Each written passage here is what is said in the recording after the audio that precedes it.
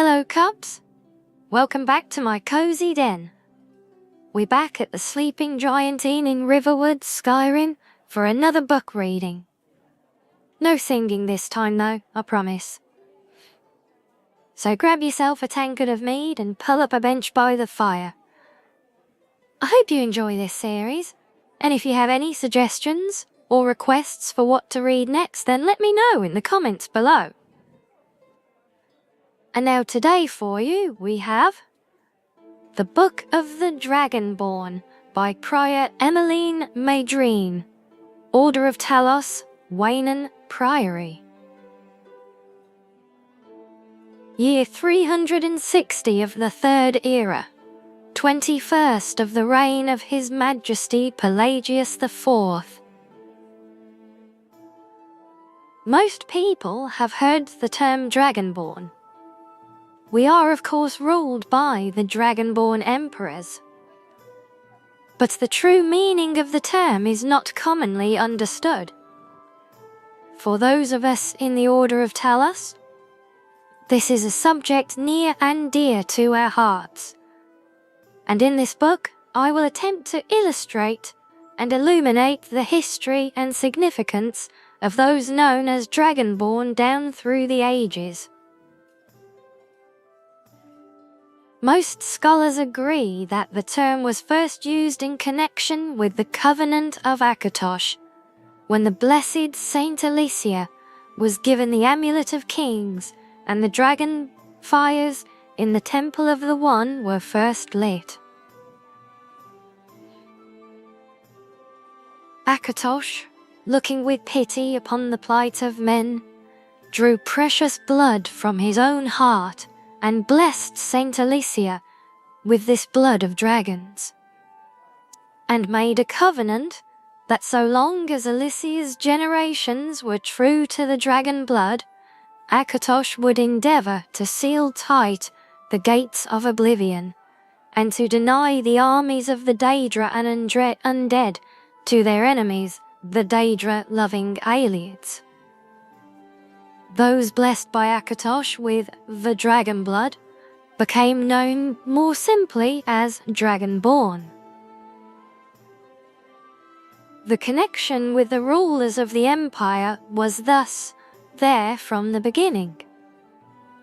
Only those of the dragon blood were able to wear the Amulet of Kings and light the dragon fires. All the legitimate rulers of the empire have been Dragonborn. The emperors and empresses of the First Cyrodiilic Empire founded by Alicia, Riemann Cyrodiil and his heirs, and of course Tiber Septim and his heirs, down to our current emperor, His Majesty Pelagius Septim IV. Because of this connection with the emperors, however, the other significance of the Dragonborn has been obscured and largely forgotten by all but scholars and those of us dedicated to the service of the blessed Talos, who was Tiber Septim. Very few realize that being Dragonborn is not a simple matter of heredity. Being the blessing of Akatosh himself, it is beyond our understanding exactly how and why it is bestowed. Those who became emperor and light the dragon fires are surely Dragonborn. The proof is in the wearing of the amulet and the lighting of the fires.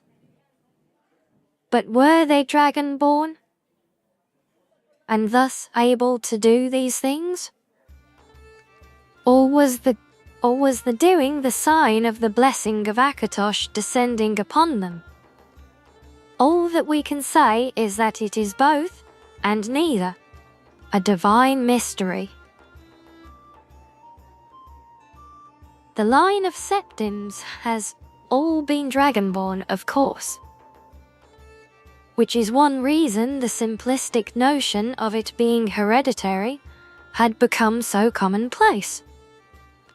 But we know for certain that the early Cyrodiilic rulers were not all related.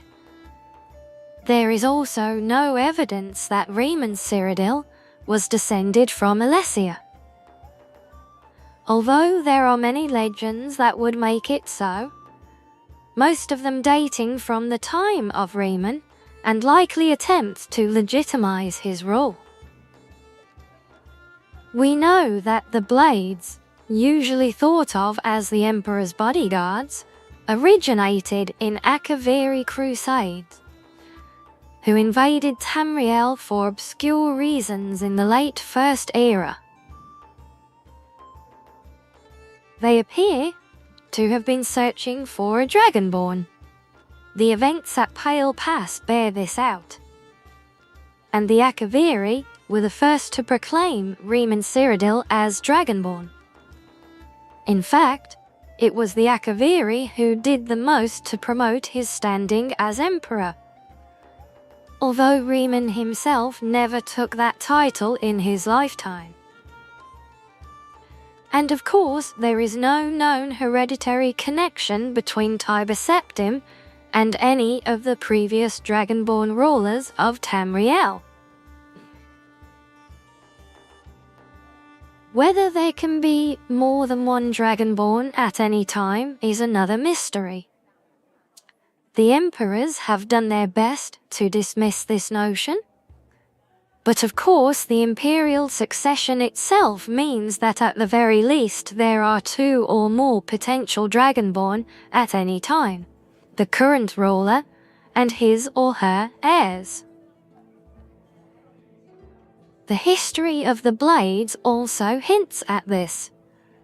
Although little is known of their activities during the interregnum between Riemann's empire and the rise of Tiber Septim, many believe that the blades continued to search out and guard those they believed were, or might be, Dragonborn during this time.